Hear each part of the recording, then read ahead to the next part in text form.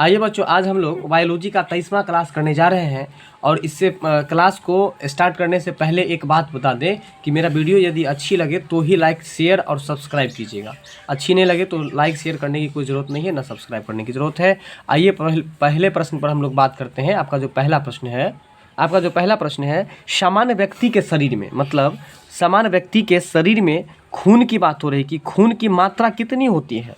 तो बताइए, आप लोग बैक के क्लास में ये प्रश्न पढ़े हैं कि नहीं पढ़े हैं? जी। कितना पढ़े हैं? 5 से 6 लीटर। 5 से 6 लीटर है। तो ये प्रश्न आपको रिपीटेशन है। अच्छा, अगला प्रश्न है, एक मनुष्य स्पष्ट रूप से क्षैतिज तथा सीधी रेखाओं को एक साथ नहीं देख सकता। कहता है कि एक मनुष्य है जो स्पष्ट रूप से क्षैतिज का मतलब क्या हुआ? बराबर। बताइए, क्षैतिज और सीधी रेखाओं को एक साथ नहीं देख सकता। जैसे देखिए, अभी आप सीधा देख रहे हैं तो क्या आप नीचे की चीज देख रहे हैं? नहीं देख रहे हैं। तो वही बात है कि मतलब कभी भी आप एक तरफ ही देख पाएंगे। ठीक है, तो वही कहता है कि एक मनुष्य जो है ना, वो क्षैतिज और सीधी रेखाओं में एक साथ नहीं देख सकता है। तो इसका मतलब वह व्यक्ति क्या चीज से पीड़ित है? तो इसका मतलब समझिए कि उसको एस्टिग्मेटिज्म हो गया है, यानी कि उसे अबिंदुकता हो गया है। अभी जो हम लोग पढ़े थे बैक के क्लास में कि एस्टिग्मेटिज्म किसकी बीमारी है? आँख की बीमारी है। तो एस्टिग्मेटिज्म जो होता है उसका हिंदी क्या होता है? अबिंदुकता। और अबिंदुकता जो बीमारी है, प्रश्न को समझ लीजिए, ऐसा मौका दोबारा नहीं मिलेगा। और इस प्रश्न में आपको अबिंदुकता जो बीमारी है, अबिंदुकता में क्या होता है कि व्यक्ति क्षैतिज में और सीधी रेखा में एक साथ नहीं देख सकता है। प्रश्न समझे कि नहीं बताइए? अगर आपसे पूछ दे कि व्यक्ति, कोई समान व्यक्ति है, वह सीधी रेखा में और क्षैतिज रेखा में एक साथ नहीं देख सकती है, तो इसका मतलब उसको आंखों का कौन सा बीमारी है? अबिंदुकता को अंग्रेजी में क्या कहते हैं? एस्टिग्मेटिज्म। क्या कहते हैं? तो याद रखेंगे आप लोग, अबिंदुकता किसे कहते हैं समझ में आ गया होगा। और अबिंदुकता का अंग्रेजी क्या होता है? एस्टिग्मेटिज्म। चलिए, अगला प्रश्न है मोतियाबिंद। अब मोतियाबिंद भी आंख के संबंधित ही बीमारी है जी। ठीक है, तो मोतियाबिंद जो है, आपको देखिए, मोतियाबिंद जो है की बीमारी किस कारण से होती है बताइए? तो लेंस की अपारदर्शिता के कारण से। सही बात है। देखिए, मोतियाबिंद यदि किसी को हो जाता है तो समझिए कि जैसे ये देखिए, ये लेंस है ना जी, काला वाला, तो इस लेंस के ऊपर अगर कोई परत चढ़ जाएगा, मतलब कोई चर्बी छा जाएगा, तो क्या आपको दिखाई पड़ेगा? नहीं। उसी को कहते हैं मोतियाबिंद। और मोतियाबिंद का भी समय सीमा होता है, कुछ दिन के बाद वो पकता है। जब वो पूरा पकता है तो ही उसका ऑपरेशन होता है। मतलब शुरुआत में जो है ना, उसका ऑपरेशन नहीं होता है। बात समझ में आ रहा है? थोड़ा वेट करके। तो मोतियाबिंद एक बीमारी है। तो किससे संबंधित है? शरीर के किस अंग से? आँख से। तो यह किस कारण से होता है? तो लेंस की अपारदर्शिता के कारण से। अपारदर्शिता मतलब क्या हुआ? अपारदर्शी। देखिए, ऐसा वस्तु जिसके आप आर पार नहीं देख सकते हैं, उस वस्तु को क्या कहेंगे? अपारदर्शी वस्तु कहेंगे। और ऐसा वस्तु जिसके आर पार आप देख सकते हैं, पारदर्शी होगा। ये बात समझ में आया? ये समझ में आया ना? तो वही बात है कि मोतियाबिंद जो होता है किसके कारण से? तो लेंस की अपारदर्शिता के कारण से। लेंस की अपारदर्शिता के कारण से। समझ में आ गया? लेंस की अपारदर्शिता के कारण से आपको मोतियाबिंद की बीमारी होती है। हमारे दांत में और अस्थि में, अस्थि मतलब हड्डी में आमतौर पर किससे बनते हैं? कैल्शियम और फास्फोरस। तो कैल्शियम और फास्फोरस से। एक नया आया ट्राई कैल्शियम फॉस्फेट। बस थोड़ा सा अंतर है। तो ट्राई का मतलब क्या होता है? कोशिश करना। ट्राई मतलब कोशिश करना, ये तो सही बात है, लेकिन ट्राई मतलब 3 भी होता है केमिस्ट्री में, नहीं पता है? नहीं, मोनो मतलब 1, ट्राई मतलब 2, और ट्राई मतलब 3। तो ये बात है, ट्राई कैल्शियम फॉस्फेट। तो हमारे दांत और अस्थियां आमतौर पर किसके बने होते हैं? ट्राई कैल्शियम फॉस्फेट का। ठीक है, देखिए, कैल्शियम फास्फोरस से पहले से याद ही था, तो इसमें ट्राई जोड़ दीजिए ना, केवल हो तो जाएगा। और फास्फोरस को फॉस्फेट कर दीजिए, यानी कि ट्राई कैल्शियम फॉस्फेट। समझ में आ गया? चलिए, मक्का में परागन। देखिए, परागन समझते हैं क्या होता है? परागन का मतलब समझिए एक तरह से निषेचन। परागन का मतलब एक तरह से निषेचन होना। ठीक है, तो मक्का में जो परागन होता है वो किसके द्वारा होता है? हवा के द्वारा, है ना? मक्का में जो परागन होता है वो किसके द्वारा होता है? देखिए, हवा द्वारा कैसे होता है बता देते हैं। कुछ चिड़िया को देखिएगा कि जैसे कि मान के चलिए जलेबी खाया, बाय मिस्टेक या जानबूझ के ही जलेबी का बीज भी वो खा गया, और कहीं पर जा करके जब वो पैखाना किया तो वो बीज कहीं पर गिर गया। अब वो पैखाना के माध्यम से वो बीज गिरा तो वहाँ पर तो पेड़ निकल जाएगा, तो उसको हम लोग परागन कहते हैं। ठीक उसी तरह से जब हवा बहती है अब मान के चलिए कि ये फूल का पेड़ है, हवा बहती है तो फूल का बीज उड़ के एक जगह से दूसरी जगह जाएगा कि नहीं जाएगा जी। उसे ही हम लोग कहते हैं परागन। बात समझ में आया कि नहीं? तो देखिए, तो मक्का में जो परागन होता है वो किसके द्वारा? वायु के हवा के द्वारा, हवा द्वारा, संकरण परागन से, हवा द्वारा। संक्रमण परागन से। प्रश्न अभी भी समझे कि नहीं समझे आप लोग?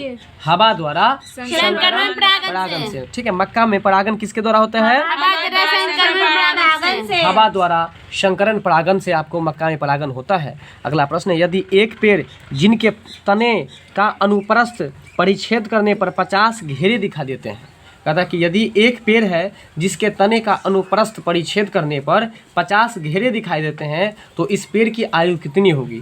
जरा प्रश्न को समझिए। आप इससे पहले प्रश्न पढ़े होंगे कि तनों की संख्या को गिनती करके, इसके बाद आपको तनों की मोटाई को देख करके, किसको देख करके? तनों की मोटाई को देख करके उसकी आयु ज्ञात की जाती है, कार्बन से। ठीक है। तो देखिए, एक पेड़ जिनके तने का अनुप्रस्थ परिच्छेद करने पर 50 घेरे दिखाई पड़ते हैं, घेरे कितने हैं?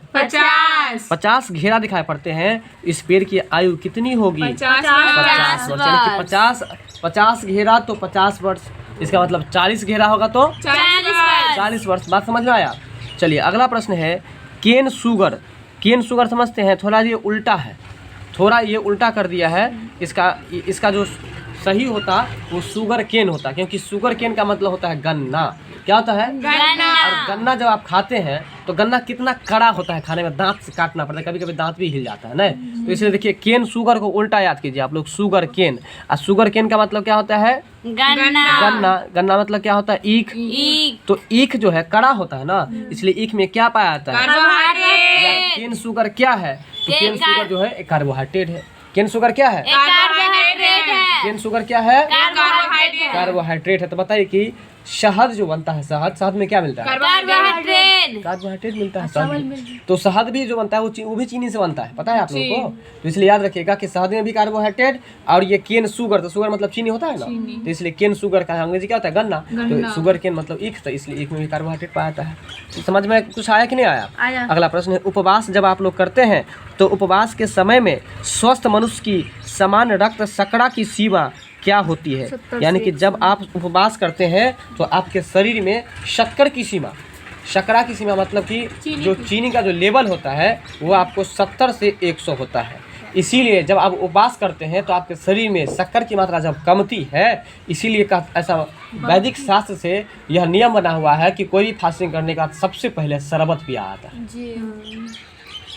क्योंकि शरबत पीने के बाद क्या होगा कि आपको शक्कर की मात्रा संतुलन हो जाएगी, वो जो कम गई होती है वो संतुलन हो जाएगी, तो फिर आपका शरीर ठीक रहेगा।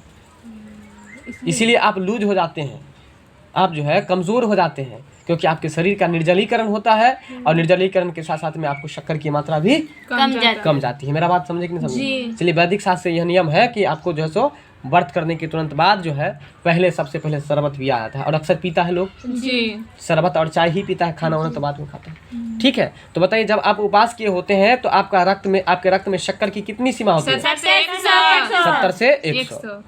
आइए, अब आपका अगला प्रश्न है, टाइफाइड। बताइए, पहले आप लोग मुझे ये बताइए कि टाइफाइड बीमारी को और कौन कौन सा नाम है? मियादी बुखार, आंत्र ज्वर, क्योंकि यह आंत को प्रभावित करता है। और भी कुछ बोलिएगा? चलिए, बस यही थे। टाइफाइड का 3 नाम है, एक आंत्र ज्वर है, एक मियादी बुखार है, और एक टाइफाइड है, ठीक है। तो टाइफाइड में कौन सा अंग प्रभावित होता है? तो इसीलिए इसको आंत्र ज्वर कहा जाता है। यहाँ प्रश्न भी आपको वही है कि टाइफाइड से शरीर का कौन सा अंग प्रभावित होता है? तो आंत होता है। कौन सा अंग प्रभावित होता है? आंत होता है, ठीक है। और आंत का अंग्रेजी क्या होता है? इंटेस्टाइन। क्या होता है? इंटेस्टाइन। चलिए, प्रोटीन की जब कमी हो जाएगी आपके शरीर में तो इससे कौन सा रोग होता है? देखिए, प्रोटीन का कमी हो जाएगा ना तो आप लोग क्या क्या कीजिएगा? क्या जैसे कुत्ता क्या क्या करता है, तो चिकियाइएगा। इसलिए याद कर लीजिए कि प्रोटीन की कमी जब होगा ना तो आपको क्या क्या कीजिएगा? तो क्या से आपको क्वाशियोरकर। देखिए, अगर नहीं आता तो ऐसे समझिए, प्रोटीन की कमी हो रही है। प्रोटीन मतलब समझ लीजिए पोटा।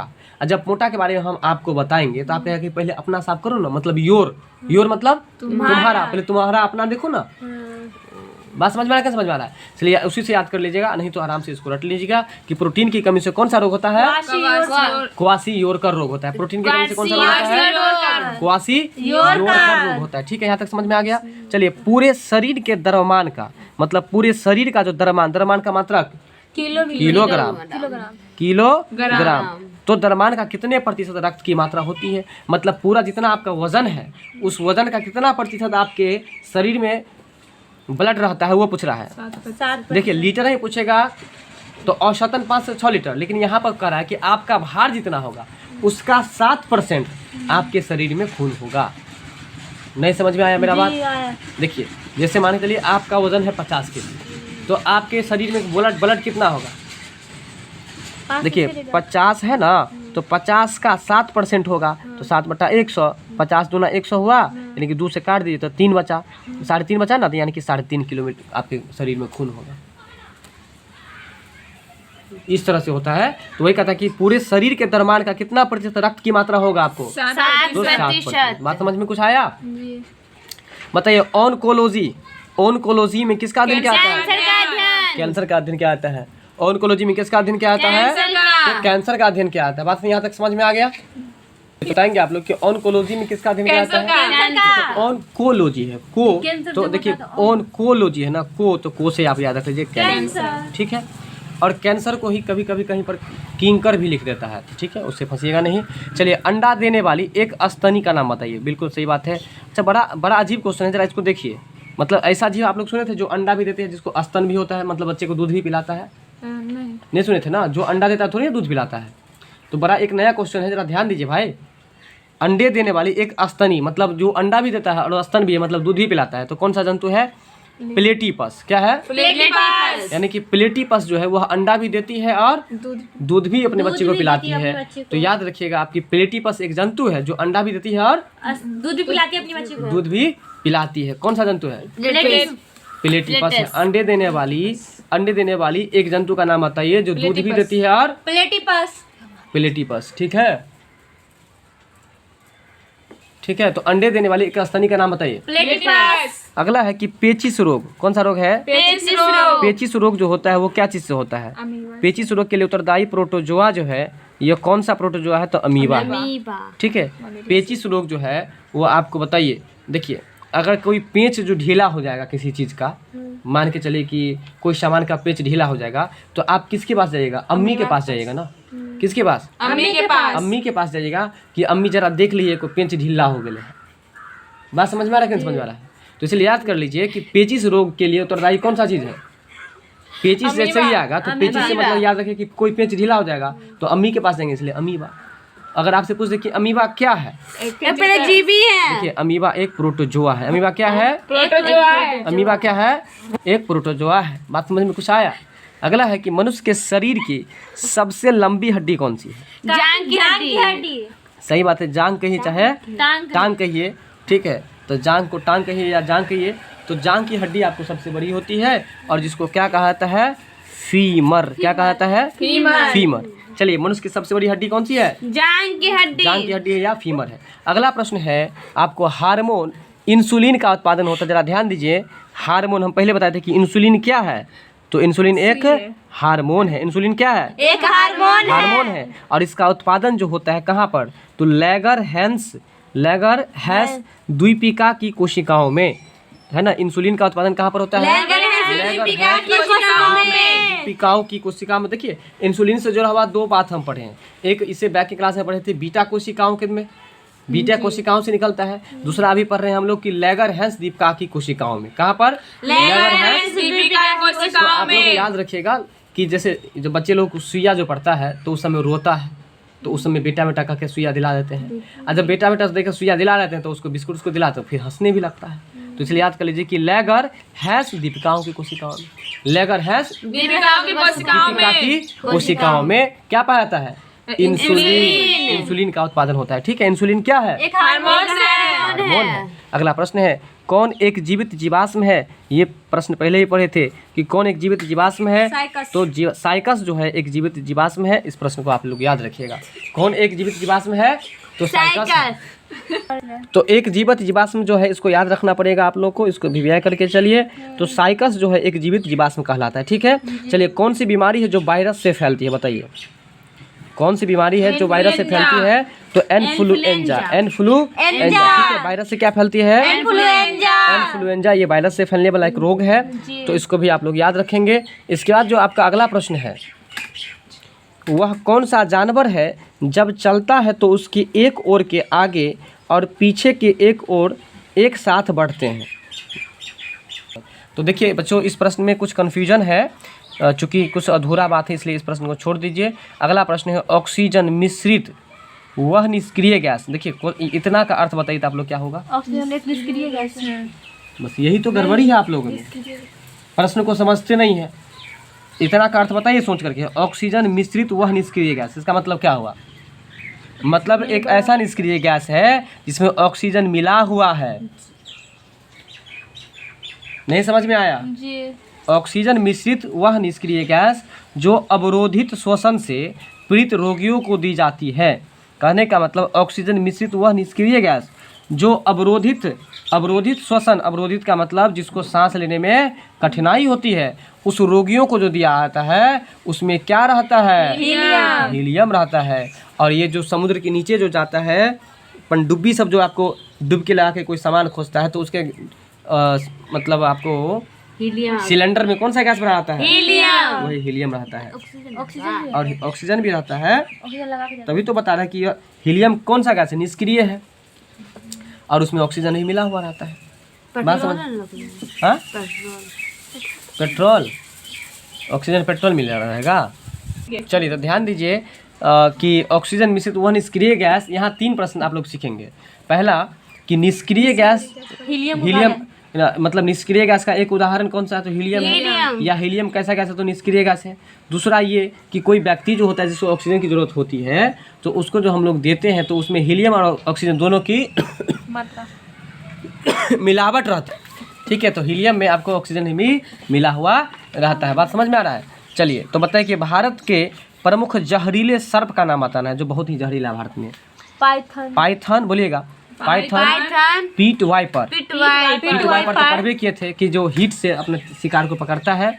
रसेल्स वाइपर, कोबरा, करैत, ये सब जो करकरित जिसको बोलते हैं आप, उसका शुद्ध नाम क्या है? करैत। तो याद रखिए, सांप का नाम बताइए। पाइथन, पीट वाइपर, रसेल्स वाइपर, कोबरा, करैत। देखिए आप 2 जानते थे, कोबरा जानते थे? कोबरा मतलब क्या होता है? नाग। और करैत भी जानते थे। और इसका देखिए, अगर जो सांप कहीं पर मिलेगा तो आप उसको पीट के मार दीजिएगा ना, इसलिए पीट वाइपर। जब पीट वाइपर याद आ जाएगा तो देखिए जब पीटिएगा उसको तो उसके मुंह से रस निकलेगा ना, इसलिए रसेल्स वाइपर। नहीं समझ में आया? पीटिएगा तो मुंह से रस निकलेगा ना, इसलिए रसेल्स वाइपर। और एक हो गया आपको पाइथन। बात समझ में आया? ठीक है, तो याद रखिएगा। तो भारत के कुछ जहरीले सर्प का नाम बताइए। कोबरा, देखिए जो पहले जानते हैं उसको शुरुआत करनी चाहिए। कोबरा, करैत, पीट वाइपर, रसेल्स वाइपर, और एक और है पाइथन। बिल्कुल याद हो गया, पाई और थन। बात समझ में आ गया? इतना ही है। अगला चलिए, इसके बाद है कीट भक्षी पौधा। देखिए कीट भक्षी का मतलब क्या होता है? जो पौधा कीट खाता है, जो पौधा कीट खाता है। तो बताइए कीट भक्षी पौधा का कौन नहीं है? तो इस प्रश्न को तो आप लोग छोड़ ही दीजिए, नहीं वाला पढ़ना ही नहीं है। बात समझे कि नहीं? अगला प्रश्न है कि खून का वह महत्वपूर्ण घटक जो स्कंदन में मदद करता है। स्कंदन मतलब जमने में, जमने में मदद करता है। तो वो प्लेटलेट से ना है, प्लेटलेट से है कि नहीं? शॉर्ट में प्लेटलेट लिख दिया है। तो ये भी पढ़ाना पड़ेगा आप लोगों को, ये तो पुराना हो चुका है। चलिए, कौन सी दवा है जो टाइफाइड के बीमारी में उपचार किया जाता है? बताइए। तो बोलिए क्लोरोमाइसेटिन। बोलिएगा क्लोरोमाइसेटिन जो है ये आपको टाइफाइड के उपचार में प्रयोग किया जाता है। बताइए तो ये आपको टाइफाइड के उपचार में किसका प्रयोग किया जाता है? ठीक है, कैसे याद रखिएगा इसको आप लोग बताइए। देखिए टाइफाइड है, कोई जो टाई करेगा तो उसको कॉलर पकड़ के मारिएगा ना, और उसके माई के पास ले जाइएगा ना। तो इसलिए याद रखिए कि कौन सी दवा है जो टाइफाइड के उपचार में लगती है? तो क्लोरोमाइसेटिन है। बात समझ में आ गया? अब आपका अगला प्रश्न है, हल्दी, दालचीनी, लौंग में तना से प्राप्त होने वाला क्या है? बताइए। हल्दी। ये हल्दी जो है यह आपको तना से प्राप्त होने वाला एक मसाला है, ठीक है ना। और देखिए लौंग क्या चीज़ से प्राप्त होता है बताइए तो। पुष्प से। लौंग आपको पुष्पकली से। दालचीनी किससे? दालचीनी आप लोग गरम मसाला में देखे होंगे, वो छाल रहता जड़ है। से ज्यादा छाल। छाल छाल हाँ नहीं समझ में आया? जी। दालचीनी देखे कि नहीं, इसको पहले बताइए। चलिए तो याद रखिएगा कि हल्दी, तना, दालचीनी, क्या हूँ बोलिए ना। दालचीनी। अरे दालचीनी का कौन सा भाग खाते हैं आप? दालचीनी का छिलका भाग। छाल खाते हैं। छाल। अभी बताए कि हम समझ गए। दालचीनी का कौन सा भाग खाते हैं? छाल। लौंग का कौन सा भाग खाते हैं? पुष्पकली। पुष्पकली। और हल्दी का कौन सा भाग खाते हैं? तना। तना। जब नहीं समझते तो मत बोला कीजिए कि समझ गए। जी समझ उसका चित्र फिंगर समझ गई। अगला है इन्फ्लुएंजा बीमारी जो होता है वो क्या चीज़ से होता है बताइए। अभी जस्ट पढ़े हैं, वायरस से। वायरस से। नहीं पढ़े थे? जी तो बताएंगे आप लोग कि इन्फ्लुएंजा विषाणु से होता है, अभी हम लोग जस्ट पढ़े थे, ठीक है ना। इन्फ्लुएंजा किससे होता है? विषाणु से। विषाणु से होता है। अगला है हिस्टीरिया, टाइफाइड और चेचक में कौन सी छूत की बीमारी नहीं है। देखिए ये हिस्टीरिया जो है वह यह भी एक बीमारी है, याद रखिएगा। हिस्टीरिया क्या है? एक बीमारी बीमारी है। जबकि इन्फ्लुएंजा, टाइफाइड और चेचक ये तीनों छूत की बीमारी है, यानी कि एक दूसरे के संपर्क में आने से हाँ हो सकता है। ठीक है तो बताइए टाइफाइड, चेचक, चेचक जिसको गाँव में माता बोलते हैं हम लोग, तो बताइए चेचक कौन सी बीमारी है? छुआछूत की बीमारी है। टाइफाइड, छुआछूत बीमारी। इन्फ्लुएंजा, छुआछूत बीमारी। हिस्टीरिया। अगर नहीं याद है, विषाणु से होता है। देखिए अगर नहीं याद है तो ऐसे याद रखिए भाई, अभी विषाणु की बात नहीं है, बात यहाँ ये हो रही है कि हिस्टीरिया छुआछूत की है। नहीं। अभी प्रश्न में यहाँ पर क्या पढ़े कि हिस्टीरिया छूत, तो ध्यान दीजिए। तो याद रखेंगे आप लोग, ये हिस्ट्रिया जो है, देखिए ऐसा सोच लीजिए कि हिस्ट्री को अगर हम छू लेंगे तो क्या याद हो जाएगा? नहीं। इसलिए याद रखिए कि हिस्ट्रिया एक बीमारी है। तो यह बीमारी आपको जिस तरह से आप बोले कि हिस्ट्री को छूने से याद नहीं हो जाएगा, इसलिए हिस्ट्रिया बीमारी छुआछूत की बीमारी नहीं है। नहीं। तो याद रखेंगे हिस्ट्रिया छुआछूत की बीमारी नहीं है। जबकि इन्फ्लुएंजा विषाणु से होता है, टाइफाइड जीवाणु से होता है। जीवाणु से होता है। टाइफाइड किससे? जीवाणु से। चेचक विषाणु से। विषाणु से। एक बार पुनः देख लीजिए, इन्फ्लुएंजा विषाणु से। विषाणु से। अच्छा टाइफाइड, जीवाणु से। और ये चेचक जीवाणु से। विषाणु से। विषाणु से। ठीक है याद रखिएगा। और तो ये चेचक जो छुआछूत की बीमारी है, जबकि हिस्ट्रिया जो है, हिस्ट्रिया छुआछूत की बीमारी नहीं है। ठीक है। सब्जी के रूप में खाया जाने वाला छत्रक कौन सा है? देखिए सब्जी के रूप में खाया जाने वाला छत्रक, ये भी क्वेश्चन एक नया है, इसको भी आप लोग याद ही कर लीजिएगा। सब्जी के रूप में खाया जाने वाला एक छत्रक कौन सा है? तो कवक है। ठीक है बताइए कवक का अध्ययन माइकोलॉजी। अब है मधुमक्खी और कीड़ी। मधुमक्खी और कीड़ी किस वर्ग में आता है? तो यह आपको, मधुमक्खी को हम लोग कीट बोलते हैं, ठीक है ना, कीट फतिंगा जो उड़ता है उसको हम लोग कीट फतिंगा बोलते हैं ना, इसलिए मधुमक्खी और कीड़ी के किस वर्ग में आता है? तो कीट वर्ग में। मियादी बुखार को हम लोग टाइफाइड भी कहते हैं और आंतजोड़ भी कहते हैं। क्यों आंतजोड़ क्यों कहते हैं? क्योंकि क्या को प्रभावित करता है? आंत को प्रभावित करता है। क्योंकि मियादी बुखार में आंत को प्रभावित करता है, इसीलिए जो है ना इसको आंतजोड़ भी कहा जाता है। ठीक है याद रखिएगा। तो आज का सेशन यहाँ हमारा लास्ट होता है। वीडियो अच्छी लगे तो लाइक शेयर सब्सक्राइब जरूर कीजिएगा। मिलते हैं नेक्स्ट वीडियो में, तब तक के लिए धन्यवाद।